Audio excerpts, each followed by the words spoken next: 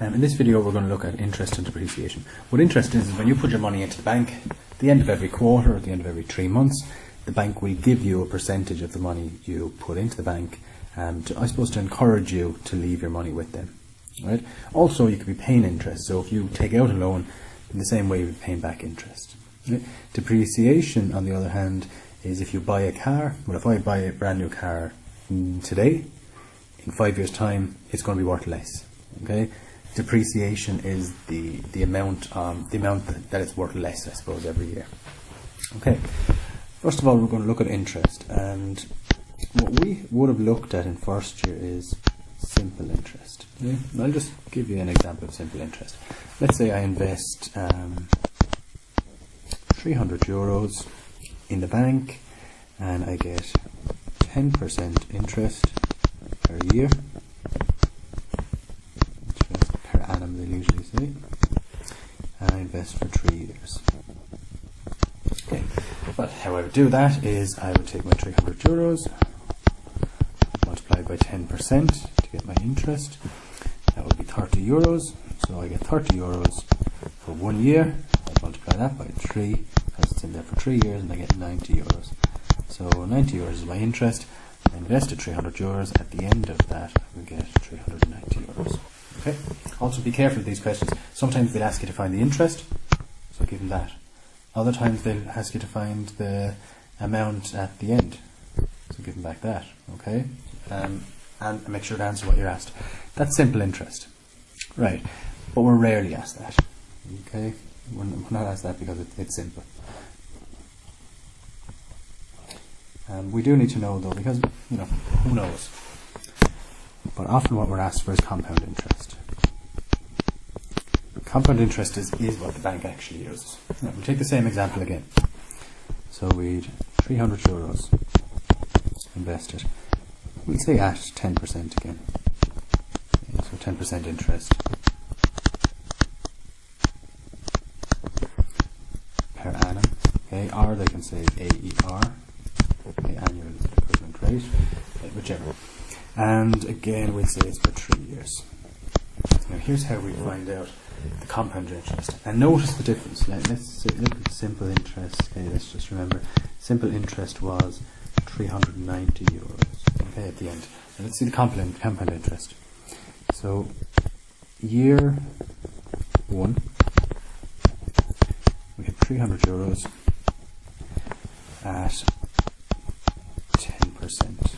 Okay, so start of year 1, I had €300, and at the end of year 1 then I got 10% of it, so I had €30 interest, so I had €330 at the end of year 1. Right, start of year 2 then, I will have that €330. That'll be at 10%. So now, rather than getting €30, I get actually €33. So now I have €363. And then year 3, I have €363. 10%. So 363 multiplied by 10% is €36.30.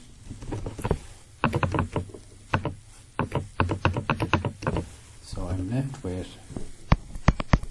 €399.30.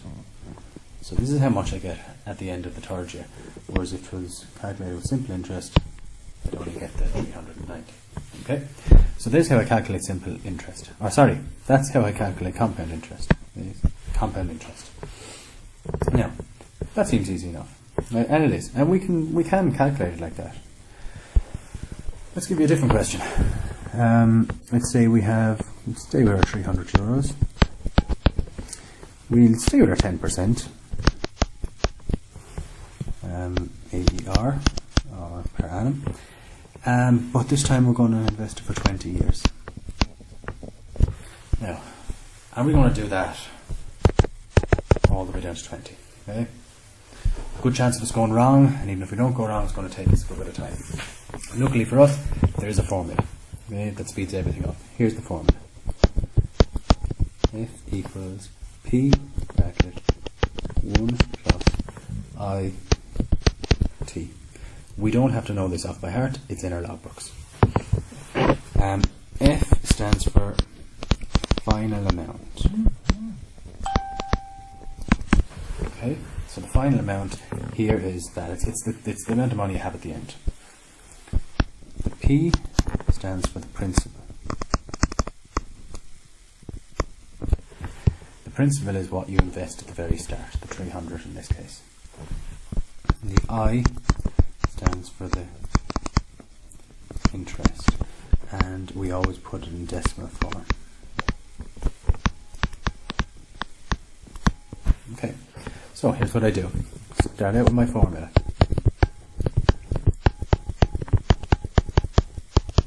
Let's fill it in. Final amount, I don't know what it is. The principal I do though, it's 300 euros. 1 plus I. Now the I is 10%, okay? But change 10% into a decimal and we get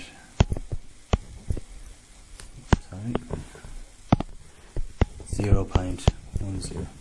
Okay. And the time is in years and it's 20 years. Right. And all I do is I can fit all this into my calculator, okay? And it'll spit me out the answer for F. But I'm going to just do it bit by bit. So we've got 300. 1 plus 0.10 is 1.10 to the power 20. The final amount equals 300. Now remember, our bond indices comes before multiplication, so I have to do the 1.10 to the power of 20 first. It's going to be a lot, I'd say. Yeah. 6.73, and then multiply the 6.73 by the 300, and we get 219. That's just a coincidence that it's 2019. Okay, final amount equals 2019 euros. Okay, so if we had 300 euros and we invested it for 20 years at 10%, you would actually end up with 2019 euros. Okay, a lot of money. Now, would a bank give you 10% interest? Probably not. Okay, so it's an easier way, it's a handier way of doing it. Okay. Also, if we look over here, let me give you another question now, one that we kind of have to use this formula instead of using this method. Right, let's say I give you, so let's say, how will I put it? Okay, let's say at the end of 4 years, I had 300 euro. It was invested at say 5% per annum. Find out how much I originally invested. Okay, so what I'm saying here is at the end of the 4 years I had 300 euros. It was paid out at 5% interest. Find out how much I originally invested. So basically find out the principal. Okay, how much I originally put in. So here's my formula. Principal equals 1 plus I time. Now, final amount, I know the final amount this time. Okay, the amount I got out at the end was 300 euros. The principal I don't know this time. The interest I do know, 5%, okay, as a decimal that's 0.05, and the time is 4. Now that would be a tricky enough sum to do this method, okay, the long method. But with our formula it becomes pretty easy. So final amount is 300 euros. Actually, I'll start it down here again. amount is principal equals 1 plus I time. Final amount is 300 euros equals the principal, I don't know what it is, 1 plus the interest by the time. Okay, so we have 300 euros equals the principal, and then add this, so 1.05 to the power of 4. Okay, and we're left with then 300 equals the principal, 1.5 to the power of 4 is 1.22 if I round. So now have a think. 300 euros equals some number multiplied by 1.22. I want to find out what that principal is. Yeah, I want to find out what that is. So using my power of algebra, my skills of algebra, I will divide this side by 1.22. If I do that, I'll just be left with P. If I do the same on this side, divide this side by 1.22, we get 300 divided by 1.22. And that is 245 euros 90. So 245 euros 90 cents is what I invested at the start. Likewise, I could be asked to find the interest. Right? So let's have a go. We'll say we'll keep with our 300 euros.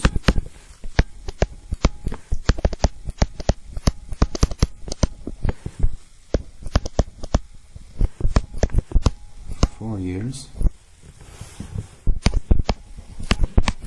At the end of 4 years.